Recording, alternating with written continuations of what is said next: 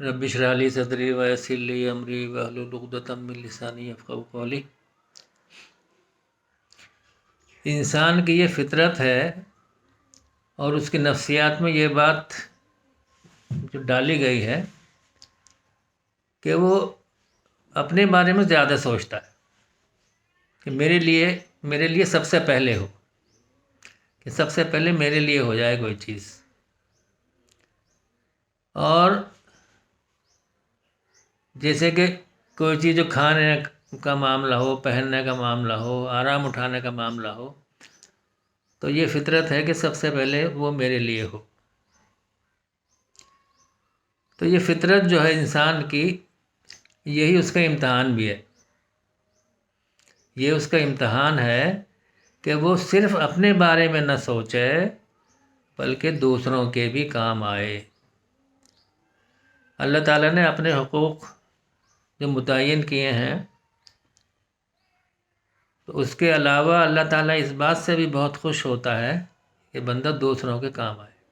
دوسروں کے کام آنے میں بہت فضیلت ہے اور بہت ثواب کی بات ہے۔ آپ صلی اللہ علیہ وسلم نے ارشاد فرمایا کہ نفلی روزوں سے اور جو نفل سے نمازوں سے بہت بہتر یہ ہے کہ انسان جو ہے دو لوگوں میں صلح کرا دے، کسی کی عیادت کرے، کسی کی مزاج پرسی کرے، کسی کے کام آئے، کسی کی ضرورت پوری کرے، تو یہ سب کرے، یہ زیادہ افضل ہے۔ اللہ تعالیٰ میدان محشر میں لوگوں سے معلوم کرے گا کہ میں پیاسا تھا اور تم نے مجھے پانی نہیں پلایا، میں بھوکا تھا، تم نے مجھے کھانا نہیں کھلایا۔ تو لوگ کہیں گے اللہ تعالیٰ آپ تو پوری دنیا کو جو کھلاتے تھے اور پلاتے تھے، ہم آپ کو کھلاتے اور پلاتے؟ تو اللہ تعالیٰ کہیں گے کہ ہاں، تمہارے محلے میں، تمہاری بستی میں فلاں فلاں شخص جو ہے بھوکا اور پیاسا تھا، اگر تم جو وہاں جاتے اور ان کو کھلاتے پلاتے تو تم مجھے وہاں پاتے۔ کتنی فضیلت بتائیے اس بات کی کہ بھوکوں کو کھلانے کی، کہ اللہ کو وہاں موجود پائیں گے ہم اگر ہم ان کا خیال کریں گے۔ مومن کے لیے یہ کہا گیا کہ روزی روٹی کمانے میں اس قدر محنت کرے کہ اس پہ زکوٰۃ فرض ہو جائے، مطلب وہ دینے والا ہاتھ بنے، وہ لینے والا ہاتھ جو نہ بنے۔ چونکہ ساری، جب انسان کے پاس جو دولت ہوگی اور مال ہوگا تبھی وہ غریبوں کی اور مسکینوں کی ان کی ضرورتیں پوری کر سکتا ہے اور ان کی مدد کر سکتا ہے۔ نبی کریم صلی اللہ علیہ وسلم نے ارشاد فرمایا کہ میں اور یتیم کو کھانا کھلانے والا جنت میں ایک ساتھ ہوں گے۔ اور ایک ساتھ جب آپ نے کہا تو آپ نے دونوں انگلیوں کا اشارہ کیا اس طرح سے کہ ایک ساتھ ہم جنت میں ہوں گے۔ تو یتیم کو کھانا کھلانے کی کس قدر جو فضیلت ہے اور کس قدر ثواب کی بات ہے، اور بیواؤں کا خیال رکھنا اور وہ مجبور اور بے سہارا لوگوں کا جو خیال رکھنا، یہ سب ہمارا دین ہے۔ ایک رسول اللہ صلی اللہ علیہ وسلم نے جو صحابہ سے کہا کہ میری امت کا مفلس جو کون ہے یا کون ہوگا، تو صحابہ نے کہا کہ وہ جس کے پاس جو مال نہ ہو اور جو دینار یا اس کے پاس درہم نہ ہو وہ مفلس، اور جس کے پاس جو زندگی کی ضرورتوں کا سامان نہ ہو۔ تو آپ صلی اللہ علیہ وسلم کا نہیں، میری امت کا مفلس وہ ہوگا کہ جو قیامت کے دن بہت ڈھیر ساری نیکیاں لے کر آئے گا، اور نمازیں اور روزے اور نیکیاں، لیکن اس نے اس نے کسی کا دل دکھایا ہوگا، اس نے کسی کو گالی دی ہوگی، کسی کا حق مارا ہوگا، کسی کو ستایا ہوگا، کسی پہ ظلم کیا ہوگا، کسی کا حق جو نہیں دیا ہوگا، وہ سارے حقدار اس سے حق لینے کے لیے وہاں جمع ہو جائیں گے۔ تو اس کی نیکیاں جو ہیں ان لوگوں میں بانٹی جائیں گی کہ جو حقدار اس سے لینے کے لیے آئے ہیں۔ اس کی نیکیاں جب کم ہو جائیں گی اور وہ لوگ کہ جن کا حق ہے وہ ابھی باقی بچیں گے، تو پھر ان لوگوں کے گناہ اس کے اوپر لاد دیے جائیں گے اور اس کو گھسیٹ کر جو ہے دوزخ میں ڈال دیا جائے گا۔ تو فرمایا کہ یہ ہوگا میری امت کا مسلم، یہ ہوگا میری امت کا مفلس، کہ سب کچھ وہ لے کے آیا، نیکیاں بھی لے کے آیا، نماز روزے لے کے آیا، لیکن وہ ساتھ میں لوگوں کے حق اور لوگوں کو پریشان ہوئے اس کی وجہ سے، جس بھی وجہ سے۔ تو ہمیں یہ خیال رکھنا ہے اس بات کا کہ نیکیوں کے ساتھ ساتھ ہم لوگوں کے حق ادا کرنے والے ہوں اور حق ہم سے پورے حق جو ہے وہ ادا ہو رہے ہوں،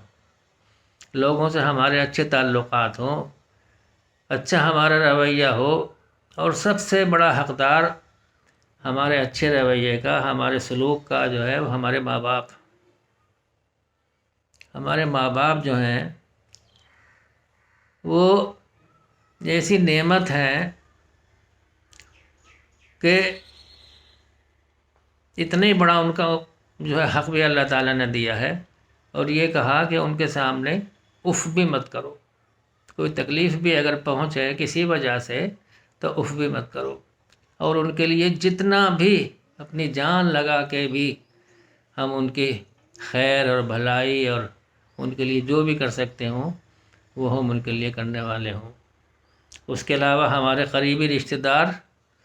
جو صلہ رحمی کے دائرے میں آتے ہیں، جیسے چچا ہیں اور پھوپھی ہیں، خالہ، ماموں اور اس طرح سے قریبی رشتہ دار، ان کے بارے میں آتا کہ جو ہے قطع رحمی مت کرو۔ ایک حدیث آپ صلی اللہ علیہ وسلم نے ارشاد فرمایا کہ قطع رحمی کرنے والا جنت میں نہیں جائے گا۔ پھر پڑوسی کے بھی حقوق بتائے، اور اتنے حقوق بتائے آپ صلی اللہ علیہ وسلم نے ارشاد فرمایا کہ ایک بار جو جبریل علیہ السلام آئے تھے میرے پاس، اور وہ پڑوسی کے حقوق کے بارے میں مجھے بتاتے رہے تو مجھے یہ ڈر ہوا کہ کہیں وہ وراثت میں حصہ نہ بتا دے۔ پڑوسی کے بھی بہت حقوق ہیں، اسی طرح ہر مسلمان بھائی کے، اپنے اور سارے لوگوں کے یہ ہمیں حقوق ادا کرنے ہوں گے اگر ہمیں اللہ کی محبت اور اللہ کا کہ اگر ہمیں یہ دوستی جسے کہتے ہیں اگر وہ چاہیے، تو اللہ تبھی محبت کرتا ہے جب اللہ کے بندوں کے ساتھ ہم اچھا رویہ رکھیں اور ان کے ہم کام آنے والے ہوں۔ عیسیٰ علیہ السلام نے ایک شخص سے معلوم کیا کہ تم کیا کرتے ہو؟ تو اس نے کہا میں تو یکسو ہو کے عبادت کرتا ہوں۔ عیسیٰ علیہ السلام نے کہا نہیں، میں یہ معلوم کر رہا تھا کہ روزی روٹی کا جو کمانے کا جو ہے اس کا کیا سلسلہ ہے، کیا کام کرتے ہو؟ تو اس نے کہا میری روزی روٹی کا ذمہ جو ہے میرے بھائی نے لے رکھا ہے۔ عیسیٰ علیہ السلام نے کہا تیرا بھائی تجھ سے زیادہ عبادت گزار ہے۔ کتنی گہرائی ہے اس بات میں کہ صرف یکسو ہو کے عبادت کرنے کے مقابلے میں جس بھائی نے اپنے بھائی کی روزی روٹی کا ذمہ لے رکھا ہے اور محنت سے وہ کما رہا ہے اپنے لیے بھی اور اس کے لیے بھی، تو وہ زیادہ عبادت گزار ہے۔ اسی طرح سے رسول اللہ صلی اللہ علیہ وسلم کے پاس ایک عورت کا تذکرہ ہوا، اور یہ ذکر ہوا کہ ایک عورت ہے، وہ بہت عبادت گزار ہے، بہت بہت تہجد گزار، بہت نیک کرتی ہے، لیکن اس کی زبان بھی اتنی خراب ہے، اور اس کے پڑوسی اس کی زبان سے بہت ہی پریشان ہیں، اور محلے والے اس سے تنگ ہیں، اس کے رویے سے، اس کی عادت سے۔ آپ صلی اللہ علیہ وسلم کا یہ عورت جو جہنمی عورت ہے۔ کچھ دیر کے بعد ایک اور ایسی عورت کا ذکر ہوا جس کے بارے میں یہ ہوا کہ ایک عورت ہے، وہ زیادہ تو عبادت نہیں کرتی، رسمی سی جو فرض ہیں وہ پورے کرتی ہے، لیکن اس کے پڑوسی اس سے خوش ہیں، اور وہ جو بھی اس سے تعلق رکھنے والے لوگ ہیں وہ بہت ہی اس کے ساتھ اچھا ان کا معاملہ ہے، وہ معاملہ ان کے ساتھ وہ کرتی ہے، اور ہر کوئی اس سے مطمئن ہے کہ جو بھی اس کے تعلق میں ہے۔ تو آپ صلی اللہ علیہ وسلم نے کہا کہ وہ عورت جو جنتی ہے۔ تو یہ ان چیزوں سے یہ بات ظاہر ہوئی کہ ہمیں عادات اور اخلاق اور اپنا رویہ اور لوگوں کے کام آنا اور ان کی مدد کرنا اور حق پورے ادا کرنا اور کسی پہ ظلم نہ کرنا اور اس کو نہ ستانا، یہ ساری چیزیں بہت اہمیت کی حامل ہیں ہماری آخرت میں جب حساب کتاب ہوگا اس دن کے لیے، کیونکہ ساری نیکیاں جو ہے اگر ہماری یہاں کمی رہ گئی اس طرف، تو ساری نیکیوں پہ جسے کہتے ہیں کہ پانی پھر جائے گا۔ اللہ تعالیٰ محفوظ رکھے ہمیں۔ ایک آخری بات یہ ہے کہ نبی کریم صلی اللہ علیہ وسلم ایک قافلے کے ساتھ جو جا رہے تھے، اس میں صحابہ تھے، تو کچھ صحابہ کا روزہ تھا، آدھے صحابہ کا، اور آدھے صحابہ جو بغیر روزے کے تھے۔ تو جب شام کا وقت ہونے کو ہوا اور سفر کو آخر کرنے کے لیے، بہت گرمی بھی تھی شدت کی، اور لوگوں کا روزہ تھا جن کا، تو ایک جگہ رکنے کی بات ہوئی، تو یہ سب لوگ رکے، اور وہ جن کا روزہ تھا وہ تو روزے کی وجہ سے، چونکہ بھوک اور پیاس کی وجہ سے اور شدت اور کمزوری، اس وجہ سے وہ لیٹ گئے، اور جن کا روزہ نہیں تھا وہ بھاگ کے سارا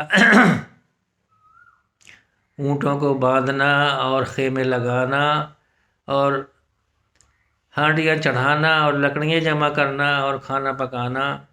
اور جو بھی ان کو جو ضرورت تھی لوگوں کی وہ پوری کرنا اور اس کا خیال کرنا، یہ سب انہوں نے شروع کیا۔ تو نبی کریم صلی اللہ علیہ وسلم ان کی طرف دیکھ کر مسکرائے اور بولے، آج تو بے روزدار جو ہے وہ ثواب لوٹ کر لے گئے، آج بے روزدار ثواب لوٹ کر لے گئے۔ تو ہمیں ان چیزوں پہ اس پہ دھیان دینا ہے کہ یہ ساری چیزیں بھی کرنی ہیں، نماز بھی پڑھنی ہے، روزہ بھی رکھنا ہے، نیکیاں بھی کرنی ہے، نفل روزے بھی رکھنے ہیں، ایسا نہیں ہے، لیکن ان سے بڑھ کے فضیلت یہ بتائی کہ یہ دوسری چیزیں جو ہیں جن کا ابھی ذکر ہوا یہ بھی بہت ضروری ہیں، ان کے بغیر یہ نیکیاں کچھ کام نہیں آئیں گی۔ تو اللہ تعالیٰ ہمیں ان چیزوں سے بچنے کی جن سے ہمیں بچنے کا حکم ہوا، اور جو کرنے کی چیزیں جن کو کرنے کا حکم ہوا ہمیں کرنے کی توفیق عطا فرمائے، اور خیر و عافیت کا معاملہ